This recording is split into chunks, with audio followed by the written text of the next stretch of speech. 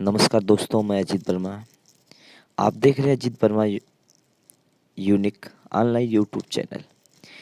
आज आपको 12 नवंबर की करंट अफेयर्स के विषय में बताएंगे, जिसमें आपका पहला क्वेश्चन है, साल 2023 में होने वाली महिला विश्व मुक्केबाजी चैंपियनशिप की मेजबानी कौन सा देश करेगा? A Australia, B England, C India और डी इंडोनेशिया। तो इसमें आपका ऑप्शन नंबर ए सही है, इंडिया। तो इसकी व्याख्या देखते हैं हम। भारत में 2023 में महिला विश्व मुक्केबाजी चैंपियनशिप होगी, जबकि 2 साल पहले जरूरी फीस जमा नहीं करने की वजह से भारत से पुरुष विश्व चैंपियनशिप की मेजबानी छीन ली गई थी। 2 साल पहले भी आपके भारत को पुरुष विश्व चैंपियनशिप की मेजबानी मिल रही थी, लेकिन जरूरी फीस नहीं जमा करने की वजह से इससे छीन ली गई थी। भारत में कभी भी पुरुष विश्व चैंपियनशिप नहीं हुई, लेकिन तीसरी बार महिला विश्व चैंपियनशिप होगी। इससे पहले 2006 में और 2018 में चैंपियनशिप हो चुकी है। भारतीय मुक्केबाजी महासंघ के सचिव हेमंत कलिता ने कहा कि हमें महिला विश्व चैंपियनशिप की मेजबानी मिली है और अब मार्च के आखिर में अप्रैल के पहले सप्ताह में इसका आयोजन करेंगे। चलिए इससे संबंधित अन्य क्वेश्चन हम देखते हैं। आपका है पहला क्वेश्चन, किस भारतीय ग्रैंड मास्टर ने दुबई ओपन शतरंज टूर्नामेंट जीता है?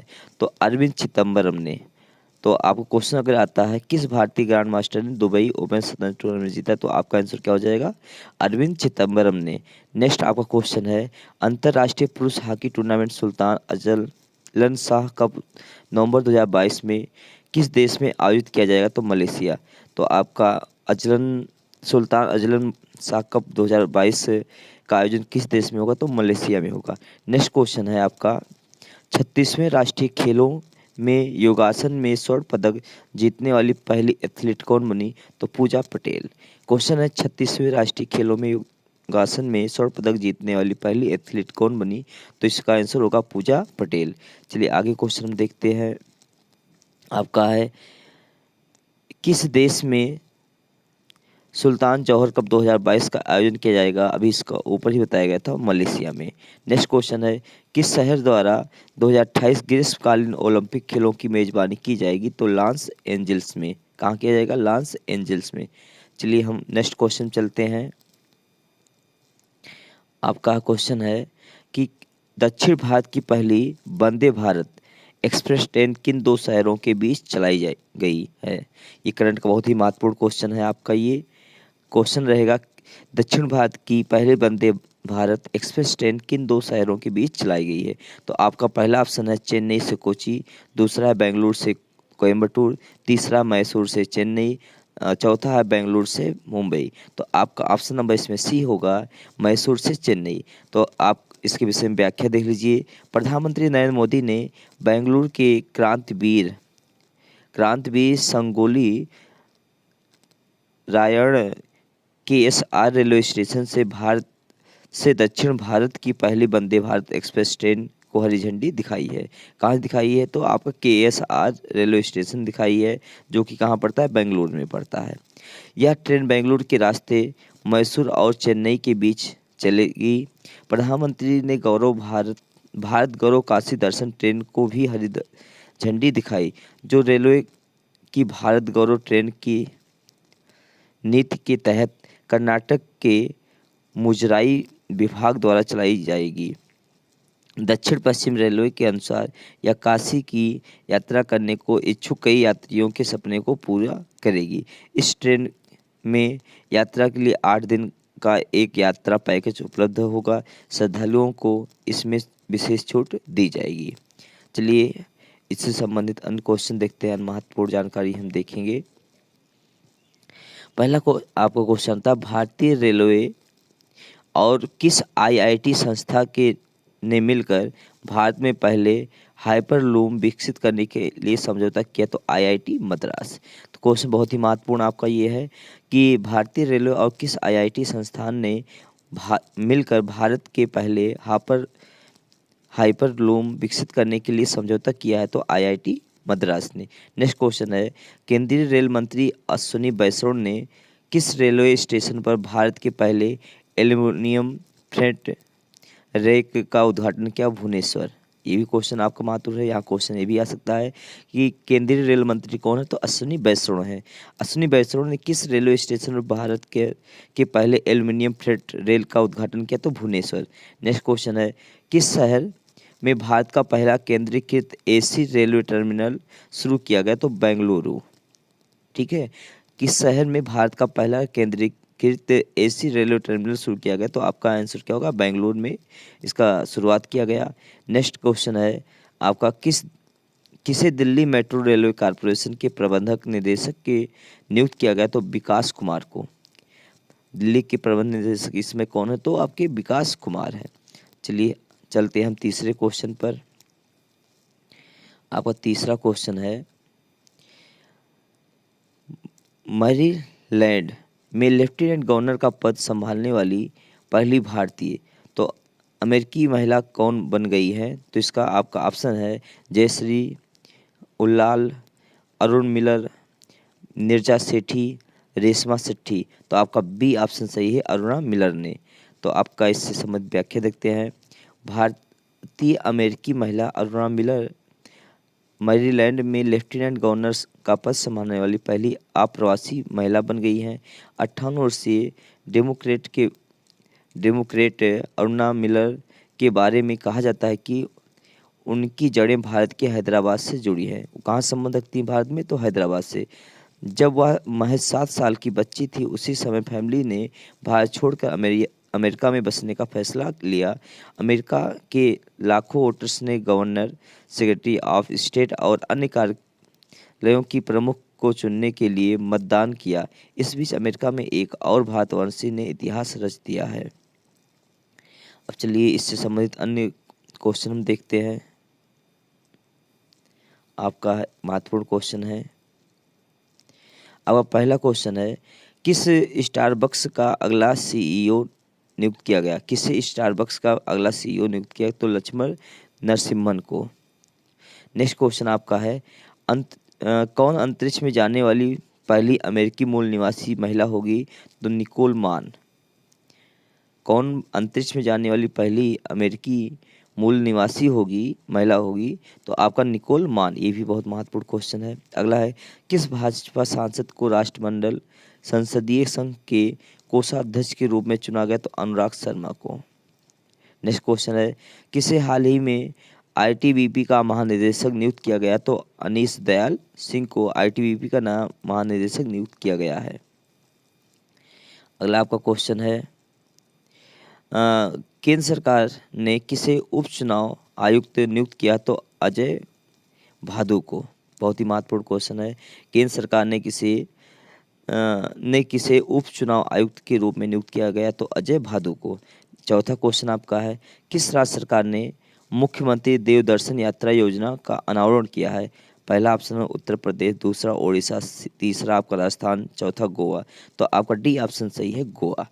गोवा ने मुख्यमंत्री दर्शन यात्रा योजना की शुरुआत की है। अब इससे संबंधित अन्य क्वेश्चन देखिए आप। इस समय अगर पूछा जाए कि गोवा के मुख्यमंत्री कौन है, तो प्रमोद सावंत ने मुख्यमंत्री देवदर्शन यात्रा की शुरुआत को चिन्हित करने के लिए यात्रियों को ले जाने वाली एक बस को हरी झंडी दिखाई। बस यात्रियों को आंध्र प्रदेश के प्रसिद्ध तिरुपति मंदिर में ले जाती है। ये आपका जो देवदर्शन आपका योजना है, ये किस मंदिर में ले जाएगी? तो तिरुपति मंदिर, जो कि आपका आंध्र प्रदेश में है।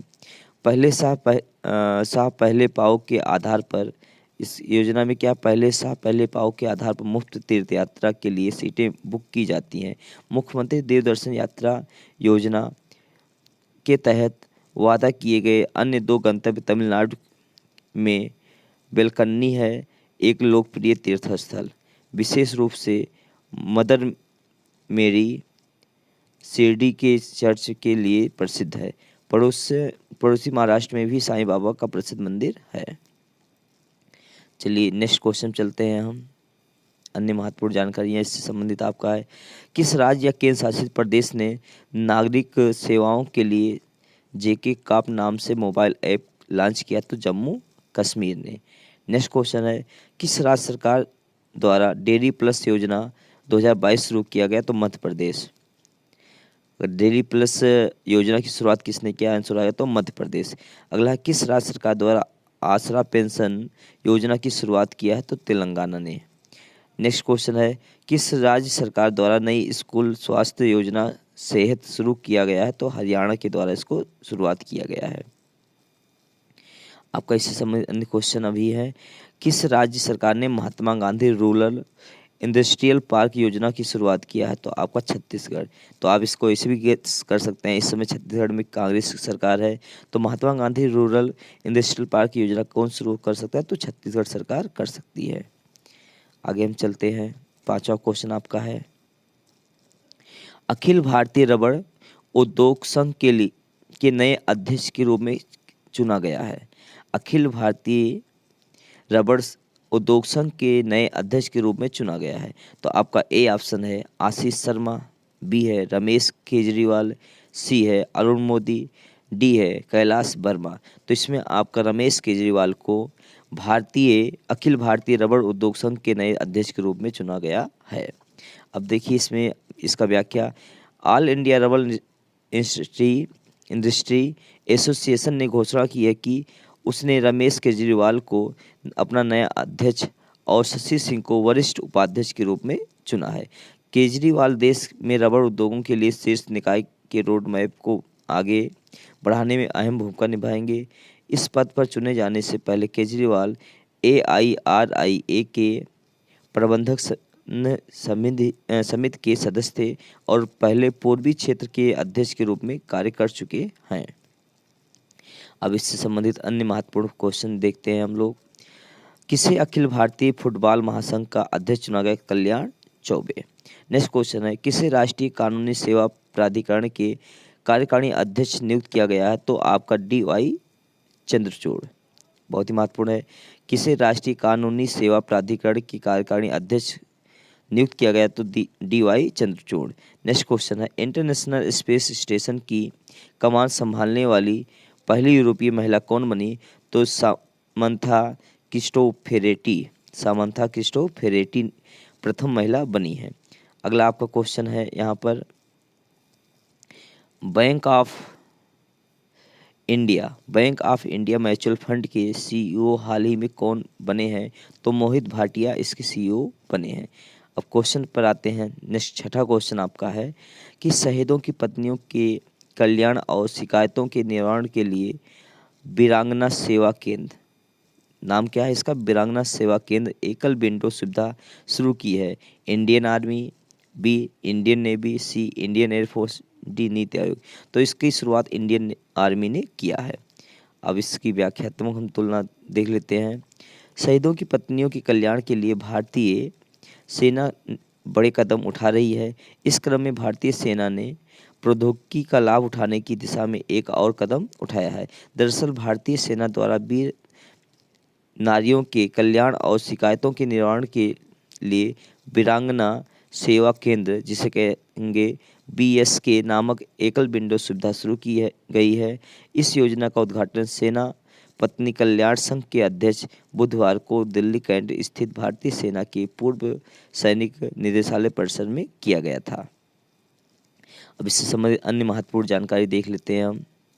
आपका पहला है, भारतीय सेना और रक्षा लेखा विभाग के बीच चौथा सिनर्जी सम्मेलन कहाँ आयोजित किया गया? तो नई दिल्ली में। नेक्स्ट आपका है, भारतीय सेना का पहला हरित सौर ऊर्जा दोहन संयंत्र कहाँ स्थापित किया गया? तो सिक्किम में स्थापित किया गया था। इसका आंसर क्या होगा? सिक्किम। नेक्स्ट है, भारतीय सेना द्वारा किस राज्य में क्वांटम प्रयोगशाला स्थापित किया गया? तो मध्य प्रदेश। अगला क्वेश्चन आपका है इसमें, किसके द्वारा अंतरिक्ष आधारित संपत्तियों के लिए स्काईलाइट अभ्यास आयोजित किया गया? तो इंडियन आर्मी। फिर से देख लीजिए, किसके द्वारा अंतरिक्ष आधारित संपत्तियों के लिए स्काईलाइट अभ्यास आयोजित किया गया? तो इंडियन आर्मी के लिए इसका आयोजन किया गया था। अब सातवां क्वेश्चन आपका है, किस भारतीय शहर ने बहुउद्देशीय तकनीक और आर्थिक सहयोग विश्व में टेक की दूसरी बैठक की मेजबानी की है? तो Hyderabad, A option, B Mumbai, C New Delhi, D Dehradun. तो आपका सी ऑप्शन सही होगा, नई दिल्ली में इसका आयोजन किया गया था। अब कब किया गया? तो भारत ने 10 नवंबर को केंद्रीय कृषि और किसान कल्याण मंत्री नरेंद्र सिंह तोमर की अध्यक्षता में नई दिल्ली में बहुक्षेत्रीय तकनीकी, आर्थिक और आर्थिक सहयोग विश्व टेक के लिए बंगाल की खाड़ी पहल की दूसरी कृषि मंत्री स्तरीय बैठक की मेजबानी की। बैठक में भूटान, बांग्लादेश, नेपाल, म्यांमार, श्रीलंका, थाईलैंड की कृषि मंत्रियों ने भाग लिया। तोमर ने सदस्य देशों से कृषि में परिवर्तन के लिए सहयोग को मजबूत करने के लिए एक व्यापक क्षेत्रीय रणनीति विकसित करने का आग्रह किया है। अब इससे संबंधित अन्य क्वेश्चन हम देखते हैं महत्वपूर्ण। आपका है, वर्ष 2023 में इंटरपोल महासभा की मेजबानी कौन करेगा? तो ऑस्ट्रिया। वर्ष 2023 में इंटरपोल महासभा की मेजबानी कौन करेगा? तो आपका आंसर होगा ऑस्ट्रिया। नेक्स्ट क्वेश्चन है, किस शहर द्वारा अखिल भारतीय राजभाषा सम्मेलन की मेजबानी की गई? तो सूरत। किसके द्वारा किया गया? तो आपका सूरत के द्वारा अखिल भारतीय राजभाषा सम्मेलन की मेजबानी की गई। नेक्स्ट क्वेश्चन है, किस राज्य सरकार ने राष्ट्रीय शिक्षा मंत्रियों के सम्मेलन की मेजबानी करने की घोषणा की है? तो आपका गुजरात। नेक्स्ट क्वेश्चन, किस भारतीय शहर ने कोलंबो सुरक्षा सम्मेलन की 6ठी बैठक का आयोजन किया? तो कोचीन ने इसका आयोजन किया है। अगला क्वेश्चन आपका है, किस शहर में 30वीं दक्षिणी क्षेत्रीय परिषद बैठक का आयोजन किया गया? तिरुवनंतपुरम में इसका आयोजन किया गया था। अब अगला क्वेश्चन, 8वां क्वेश्चन आपका है, किस राज्य या केंद्र शासित प्रदेश में उम्मीद योजना ग्रामीण महिलाओं की आकांक्षाओं को सहायता प्रदान कर रही है? आपका योजना क्या नाम? उम्मीद योजना किस केंद्र या राज्य या केंद्र शासित प्रदेश में ग्रामीण महिलाओं की आकांक्षाओं को सहायता प्रदान कर रही है? ए ऑप्शन है चंडीगढ़, बी हरियाणा, सी आपका राजस्थान, डी जम्मू और कश्मीर। तो आपका आंसर होगा जम्मू और कश्मीर। तो इसका व्याख्या देखते हैं हम।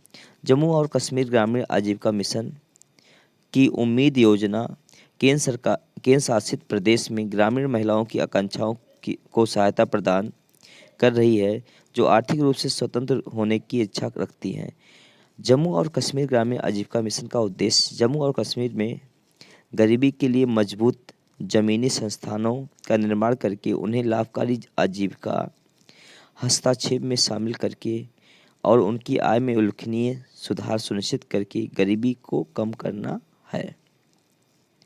अब इससे संबंधित अन्य क्वेश्चन हम देखेंगे महत्वपूर्ण। आपका पहला क्वेश्चन बनता है, किस राज्य में साझा क्रेडिट पोर्टल सफल की शुरुआत की गई? तो आपका आंसर होगा ओडिशा में। अगला, किस राज्य के पर्यटन विभाग ने हाल ही में महिला अनुकूल पर्यटन परियोजना की शुरुआत की है? तो केरल। आपका क्वेश्चन है, किस राज्य के पर्यटन विभाग ने हाल ही में महिला अनुकूल पर्यटन योजना शुरू किया है? तो आपका आंसर होगा केरल ने। नेक्स्ट है, भारतीय कृषि अनुसंधान संस्थान में किसके द्वारा एक देश एक उर्वरक योजना शुरू किया गया? तो नरेंद्र मोदी द्वारा। नेक्स्ट पुनः इसको देख लीजिए, भारतीय कृषि अनुसंधान संस्थान में किसके द्वारा एक देश एक उर्वरक योजना शुरू की गई? तो आपका है नरेंद्र मोदी। नेक्स्ट क्वेश्चन है, किस भारतीय राज्य ने नारी नमन नाम से एक नई योजना शुरू किया? तो हिमाचल प्रदेश ने इसकी शुरुआत की है। अब आगे देखिए, इसमें आपका है, किस राज्य सरकार ने किसानों की मदद के लिए हिमकैड योजना की शुरुआत की? तो हिमाचल प्रदेश ने हिमकैड योजना की शुरुआत की है। अब आपका 9वां क्वेश्चन है, विश्व निमोनिया दिवस मनाया जाता है? ए ऑप्शन 9 नवंबर, बी 10 नवंबर, सी 11 नवंबर, डी 12 नवंबर। तो आपका सही होगा डी 12 नवंबर को विश्व निमोनिया दिवस मनाया जाता है। यह दिन पहली बार 12 नवंबर 2009 को global coalition against child pneumonia द्वारा मनाया गया था। तब से हर साल यह दिन एक नई थीम के साथ सेलिब्रेट किया जाता है। इस दिन तरह तरह के कार्यक्रमों का आयोजन कर लोगों को इस बीमारी के बारे में जागरूक करने का प्रयास किया जाता है। वैसे तो निमोनिया की समस्या छोटे बच्चों में ज़्यादा देखने को मिलती है, लेकिन ये किसी भी उम्र में हो सकती है। निमोनिया में फेफड़े में इन्फेक्शन हो जाता है। अब इससे संबंधित अन्य क्वेश्चन हम चलते हैं। आपका पहला है, आपका विश्व परिवार दिवस कब मनाया जाता है? तो 1 जनवरी को। आपका प्रवासी भारतीय दिवस कब मनाया जाता है? तो 9 जनवरी को। विश्व हिंदी दिवस 10 जनवरी को। राष्ट्रीय मानव तस्करी दिवस 11 जनवरी को। राष्ट्रीय युवा दिवस 12 जनवरी को। भारतीय सेना दिवस कब मनाया जाता है? तो 15 जनवरी। एक बार पुनः देखिए, वैश्विक परिवार दिवस कब मनाया जाएगा? तो 1 जनवरी। प्रवासी भारतीय दिवस कब मनाया जाएगा? तो 9 जनवरी। विश्व हिंदी दिवस कब मनाया जाता है? तो 10 जनवरी। आपका राष्ट्रीय मानव तस्करी जागरूकता दिवस कब मनाया जाता है? तो आपका 11 जनवरी। राष्ट्रीय युवा दिवस कब मनाया जाता है? तो 12 जनवरी। और भारतीय सेना दिवस कब मनाया जाता है? तो आपका 15 जनवरी को मनाया जाता है। अब चलिए 10वां क्वेश्चन, आपका अंतिम क्वेश्चन है। हाल ही में T20 में 4000 रन बनाने वाले पहले खिलाड़ी कौन बने? तो ए Rohit Sharma, B Virat Kohli, C David Warner, D Babar Azam. तो आपका इसमें बी ऑप्शन सही, विराट कोहली। तो देखिए विराट कोहली T20 इंटरनेशनल में 4000 रन बनाने वाले दुनिया के पहले बल्लेबाज बन गए हैं। इंग्लैंड के खिलाफ 42 रन बनाते ही इनके इस फॉर्मेट में 4000 रन पूरे हो गए थे। T20 वर्ल्ड कप में इंग्लैंड के खिलाफ सेमीफाइनल में कोहली ने 40 गेंद में 50 रन की पारी खेली। इस पारी में 4 चौके और 1 छक्का लगाया। अब कोहली के 115 T20 में 4008 रन हो गए हैं। वो T20 में सबसे ज़्यादा रन बनाने वाले बल्लेबाज भी बन गए हैं। अब इससे संबंधित अन्य महत्वपूर्ण क्वेश्चन हम देखते हैं। आपका पहला पॉइंट है, विश्व एथलेटिक चैंपियनशिप 2022 में भारत पदक तालिका में कौन से स्थान पर है? तो 33वें स्थान पर आपका है। नेक्स्ट क्वेश्चन है आपका, अंतर्राष्ट्रीय क्रिकेट में सबसे ज़्यादा विकेट लेने वाले तेज गेंदबाज कौन बन गए हैं? तो जेम्स एंडरसन। क्वेश्चन बहुत ही महत्वपूर्ण है। अंतर्राष्ट्रीय क्रिकेट में सबसे ज़्यादा विकेट लेने वाले तेज गेंदबाज कौन बन गए हैं? तो आपका जेम्स एंडरसन।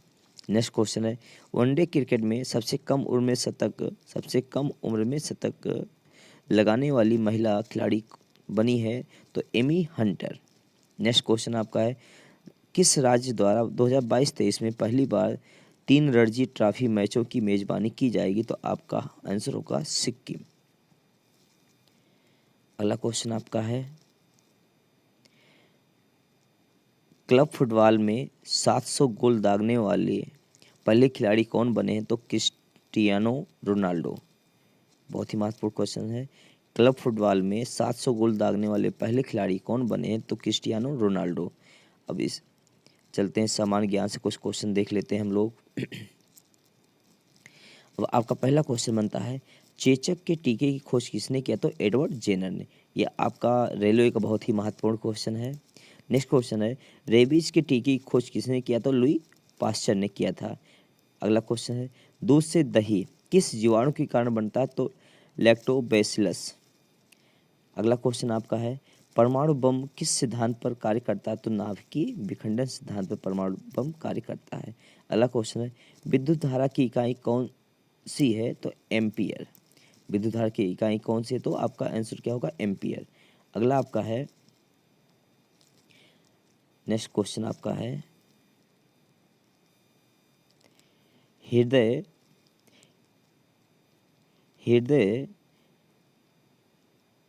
की धड़कन को नियंत्रित करने के लिए कौन सी खनिज आवश्यक है? तो पोटेशियम। आखिरी क्वेश्चन आपका है, पेनिसिलिन की खोज किसने किया था? तो अलेक्जेंडर फ्लेमिंग ने। तो आपको ऐसे ही डेली करंट के क्वेश्चन मिलते रहेंगे। आप हमारा पूरा वीडियो देखिए, इसके लिए बहुत बहुत आपको धन्यवाद। जय हिंद, जय भारत।